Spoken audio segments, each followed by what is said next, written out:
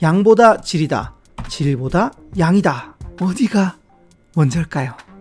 천재들은 그 다른 사람보다 훨씬 더 많은 양의 아이디어를 낼 뿐이다. 북스킹도 보니까 한 76개 정도 만들었습니다.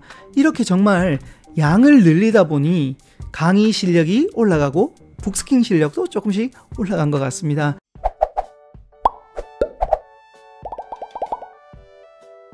안녕하세요. 책을 버스킹한 남자 이창현 작가입니다. 오늘은요, 좋은 콘텐츠, 좋은 아이디어를 만드는 방법, 질 대 양, 그 이야기를 본격적으로 해보도록 하겠습니다. 이런 이야기가 있죠. 양보다 질이다, 질보다 양이다. 자, 정말 이 두 가지는 딜레마입니다. 근데 제가 여기서 말씀드리는 거는 콘텐츠라든지 아이디어에 관한 그 부분이라는 거 한번 말씀드립니다. 자, 어디가 먼저일까요? 네, 결론을 먼저 말씀드리자면 양이 먼저라는 겁니다. 딘 사이먼트라는 심리학자는요, 큰 영향을 미치거나 성공적인 아이디어를 생산해낼 확률은 창출해낸 아이디어의 총수가 많을수록 높아진다. 즉, 양이 많을수록 좋은 아이디어가 나온다라고 이야기했습니다. 그래서 이 사람은 조사를 하다가 천재들은 동료보다 절대 우월하지 않다라는 겁니다. 이 사람들은 똑똑한 게 아니라 천재들은 그 다른 사람보다 훨씬 더 많은 양의 아이디어를 낼 뿐이다. 즉, 질도 좋지만 양을 많이 만들어낸대요. 양을 많이 만들다가 보면 그 중에 하나가 질 좋은 게 나오고요, 그 중에 하나가 걸작이 나온다라고 합니다. 자, 그러면 이 실제적인 예를 한번 들어보겠습니다. 예를 들어 셰익스피어 다들 아시죠? 여러분, 셰익스피어의 작품 혹시 몇 개 알고 계신가요? 저도 해보니까 로미오와 줄리엣, 리어왕, 햄릿, 저는 한 3개 정도밖에 생각 안 나는데, 이 셰익스피어도요, 굉장히 많은 양의 작품을 남겼다고 합니다. 희곡이 37개였고요. 그리고 소네트라고 14행으로 되어 있는 그런 시처럼 되어 있는 게 있어요. 그것도 154편을 냈다고 합니다. 그 중에 또 희곡 중에 2편인 아테네의 티몬, 그리고 끝이 좋으면 다 좋다, 이런 그 희곡은 글이 정돈이 안 돼 있고 줄거리의 등장인물 전개가 불안정하다. 즉, 그 정말 평가가 안 좋았다고 합니다. 아무튼 그래도 이 셰익스피어는 그만큼 많은 양 속에 우리가 지금도 기억하고 있는 그런 그 희곡들을 많이 썼다라는 겁니다. 위키피디아에 보니까 이 셰익스피어의 작품이 이렇게 실질적으로 이만큼 있었고요.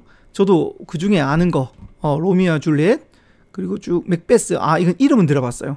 햄릿, 그리고 리어왕, 저는 요 정도밖에 못 들어본 것 같아요. 네, 쭉 이렇게 있는데, 아무튼 많은 양 속에 좋은 걸작이 나왔다고 합니다. 뿐만 아니라 이 음악 천재들도 양이 꽤 많았는데요. 슈베르트, 35세에 돌아가셨는데 600곡을 작곡했고요. 베토벤도 650곡을 작곡했습니다.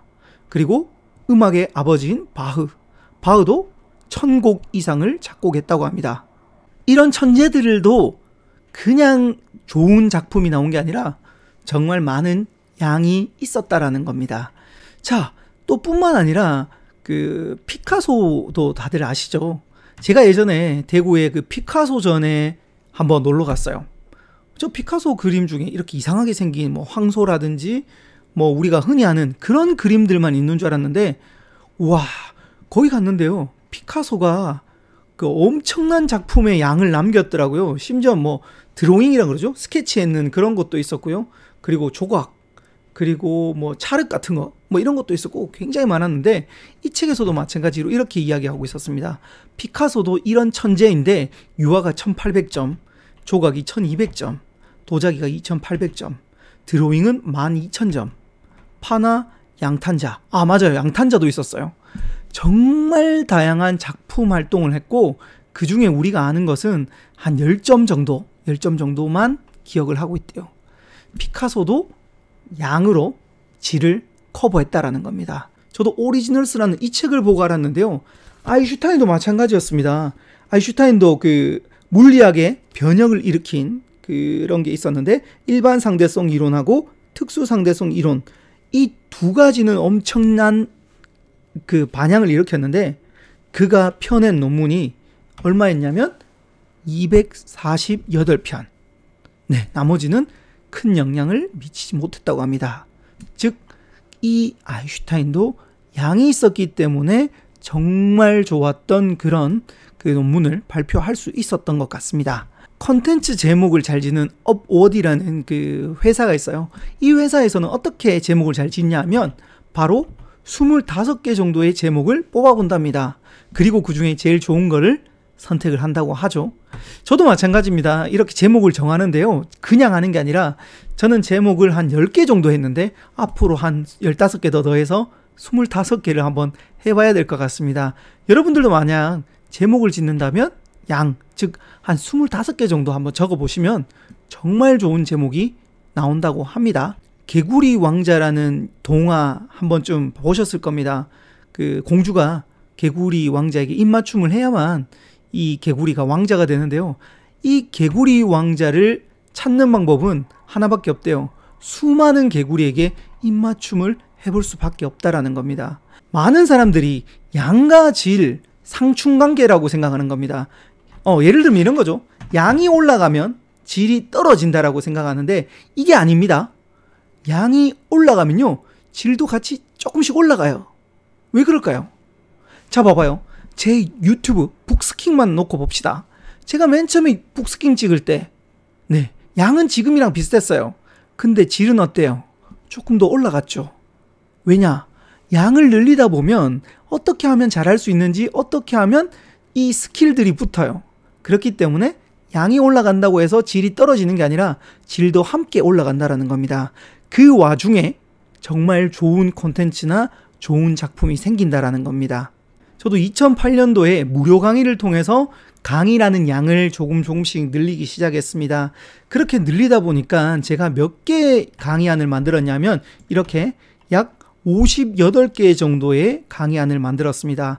이렇게 1시간짜리 58개를 만들다 보니 이 중에 제 비발디, 즉 요 책이 탄생했고 요 강의가 탄생이 되었습니다. 뿐만 아니라 제가 북스킹도 하고 있잖아요. 북스킹도 보니까 한 76개 정도 만들었습니다. 이렇게 정말 양을 늘리다 보니 강의 실력이 올라가고 북스킹 실력도 조금씩 올라간 것 같습니다. 정말 그 양은 질을 상승시키는 그런 것을 저는 진짜 체험을 해봤고요. 여러분들도 꼭 여러분들의 일에 양을 한번 늘려보시기 바랍니다.